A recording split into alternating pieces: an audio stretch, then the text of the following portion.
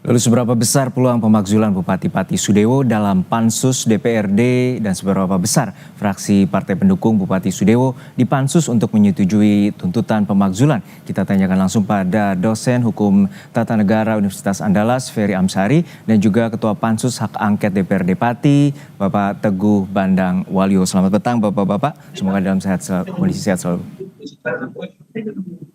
Saya ke Pak Teguh terlebih dahulu. Pak Teguh, untuk saat ini proses di hari ini tentu ditunda karena adanya sidang paripurna yang juga tidak dihadiri oleh Bupati Sudewo. Lalu seperti apa rangkaian dan mekanisme yang akan dilanjutkan esok hari? Apakah Bupati Sudewo akan dipanggil? Rapat paripurna betul tadi pagi belum hadir, tambah di kantor DPRD Pak Bupati sehingga diwakilkan. Terkait dengan pansus hari ini kami memang belum ada jadwal, besok kami akan ada jadwal berikutnya mengklarifikasi terkait dengan pernyataan-pernyataan Pak Bupati yang ada di sosial media.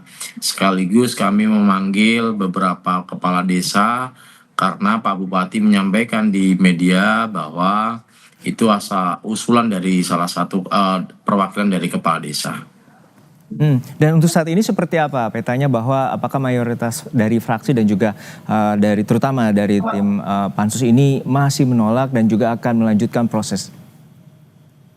Sampai detik ini 7 fraksi yang ada di DPRD Pati dan kebetulan ada 15 anggota pansus masih jalan dengan baik. Masyarakat juga masih menilai dan masih melihat kondisi kami berjalan dengan baik, tidak ada instruksi dari manapun, kami sesuai dengan real dan kami para pansus ini, anggota DPR ini masih sesuai dengan amanah rakyat.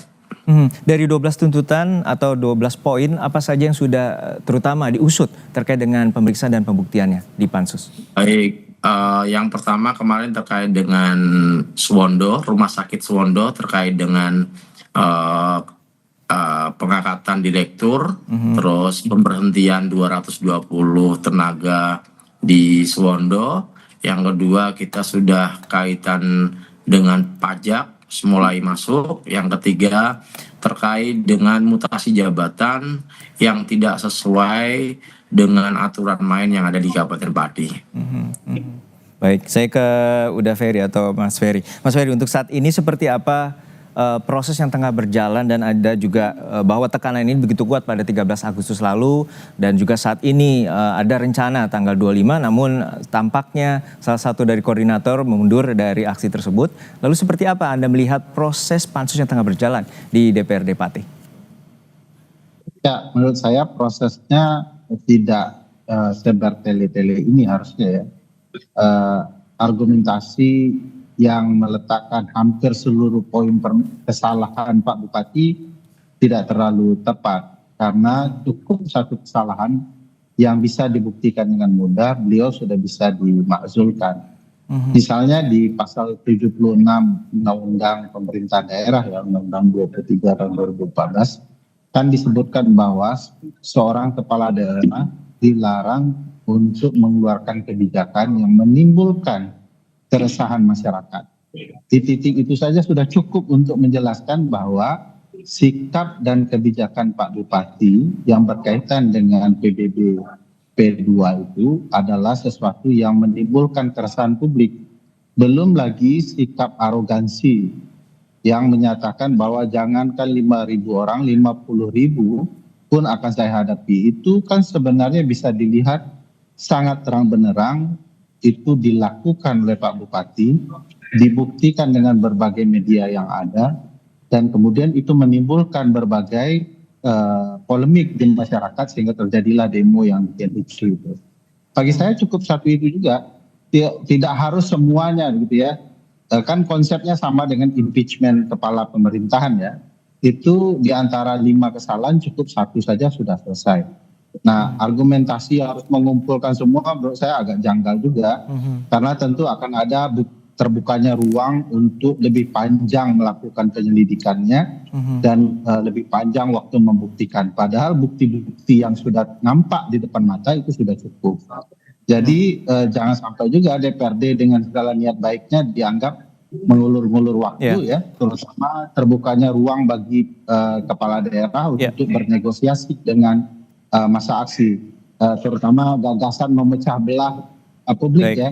Satu sudah berdamai dan lain-lain. Padahal sebenarnya kita bicara sikap bupati yang menimbulkan Baik, kerusuhan. kita tangkap Itu core pentingnya. poinnya Mas Ferry. Pak Teguh, tadi ada anggapan bahwa ini bertele-tele, proses pembuktiannya terlalu banyak, padahal bukti-bukti yang sudah ada cukup untuk proses pemakzulan ini untuk berjalan cepat. Walaupun ada aturan bahwa maksimum pansus bekerja ini hingga 60 hari. Ya, terima kasih Pak Ferry atas masukannya kepada kami. Izin kalau kita bicara kronologis dari 12 poin itu awal dari masukan dari pendemo ada 22 poin sehingga kita rangkum menjadi 12 poin. Poin inti-inti sudah kita pelajari dan kita sudah konsultasikan kepada beberapa pihak, tim dari bagian hukum, terus dari teman-teman pendemo, bagian beberapa orang yang kita mintai pendapat terkait dengan hal ini. Sekali lagi, kami di posisi yang tidak mau main-main, tahapan itu kita lalui bersama dengan bagus, supaya tidak ada celah kekeliruan, dan kami akan menguatkan. Jadi kami khawatir kalau hanya 1-2 ini nanti kita kirim ke MA masih kurang kuat, sehingga kami punya keyakinan dari 12 itu lebih kuat. Ibarat sapu aja, kalau satu nggak bisa buat nyapu, kalau banyak ini bisa buat nyapu semuanya. Begitu Mas. Tapi salah satu poin pentingnya adalah ini berdampak luas dan juga masyarakat juga kecewa dengan adanya sikap arogansi dari Pak Bupati Sudewo. Lalu seperti apa sebenarnya untuk dari pansus ini juga akan memastikan memanggil Bupati Sudewo di pansus hak angket? Baik, pansus hak angket ini kan terbuka ya Mas. Kami tidak ada rapat tertutup, semua masyarakat bisa melihat, semua para media juga boleh masuk, tidak ada yang kami ditutupi. Terkait dengan pemanggilan Pak Sadewo, nanti kami akan melihat situasinya dalam pembahasan ini. Kalau memang diperlukan, kami harus mengklarifikasi, pasti kami akan undang Pak Sadewo. Ya, Mas Ferry, seperti apa tanggapan Anda bahwa untuk pemanggilan Bupati Sudewo itu apakah krusial untuk di pansus hak angket ini? Ya, yang merugi kalau Pak Bupati tidak hadir adalah Pak Bupati sendiri, karena itu kan hak dia untuk membela dirinya ya. Jadi kalaupun dia tidak hadir, mestinya pansus angket terus berjalan.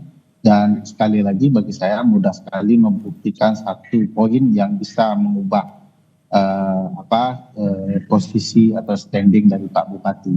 Jadi kenapa harus merangkum seluruh ruang pandangan masyarakat, sementara yang terang benderang itu sudah cukup untuk kemudian memberhentikan Pak Bupati. Saya tidak ada tendensi ingin harus berhenti ya, tetapi kan ini peristiwa faktanya terpampang di mata kita semua. Saya tidak terbayang kalau ada sikap bupati yang ditolerir yang kearogansiannya dengan menyatakan ayo demo saya dan segala macam. Baik. Kalau Pak Teguh ingat juga sikap Pak Bupati setelah munculnya hak angket adalah menyatakan saya ini tidak bisa dimundurkan karena saya dipilih rakyat. Di konteks ini saja beliau selain memicu kembali sakwasangka publik, keributan baru, juga tidak paham ketentuan undang-undang. Jadi aneh juga ada kepala pemerintahan di daerah tidak memahami apa maksud Undang-Undang 23 2014 bahwa kekuasaannya bukanlah kekuasaan yang mutlak, yang tidak bisa diganggu-gugat, tetapi kekuasaannya adalah pelayan publik yang kalau dia punya kelemahan dia akan berpotensi kemudian untuk diberhentikan. Ya, Pak Teguh, bahwa 12 poin ini dari 22 tuntutan masyarakat bahwa salah satu yang paling krusial adalah pemakzulan atau melengserkan dari Bupati Sudewo. Lalu seperti apa Pak Teguh dengan bukti-bukti yang sudah dimiliki? Artinya pansus ini juga akan mengarah terhadap pemakzulan dari Bupati Sudewo. Baik, dari beberapa bukti yang telah kami kumpulkan, pansus ini kan punya tugas untuk mendalami, mencari bukti-bukti, mendalami apa yang menjadi krusial dari pernyataan Pak Bupati, terus kebijakannya. Salah satu yang paling mendasar juga bukti yang kuat adalah terkait dengan pengangkatan Direktur Suwondo. BKN itu sudah menyurati 3 kali, bahkan sudah diblokir. Pemda Pati di BKN juga masih tetap jalan Pak Bupati ini. Ini kan termasuk bukti-bukti, termasuk kami kemarin ada memanggil pihak ketiga yang melakukan tes, ternyata di dalamnya ada hal-hal yang mengarah terkait dengan hal tersebut. Banyak hal yang kita temukan termasuk pernyataan dari DPPKAD terkait dengan perda ini, perbub ini bagaimana kita juga sudah dalami. Sekali lagi kami sepakat dengan Bang Ferry kalau satu saja sudah bisa memakzulkan Pak Bupati. Tapi kami kan sekali lagi tidak mau nih hanya satu pihak saja. Kita akan konfirmasi ke Sekda, ke Pak Bupati. Kami kumpulkan datanya begitu. Artinya di termin awal ini sudah cukup bukti, artinya bisa lebih cepat proses ini? Kami berusaha secepat mungkin sehingga harapan kami dalam 1-2 minggu ke depan ini sudah selesai, Mas. Baik, 1-2 minggu ke depan telah selesai. Baik, terima kasih atas perspektif dan juga informasinya Pak Teguh Bandang Waluyo, Ketua Pansus Hak Angket DPRD Pati, dan juga Mas Ferry Amsari, dosen hukum tata negara Universitas Andalas bersama kami di Kompas Petang.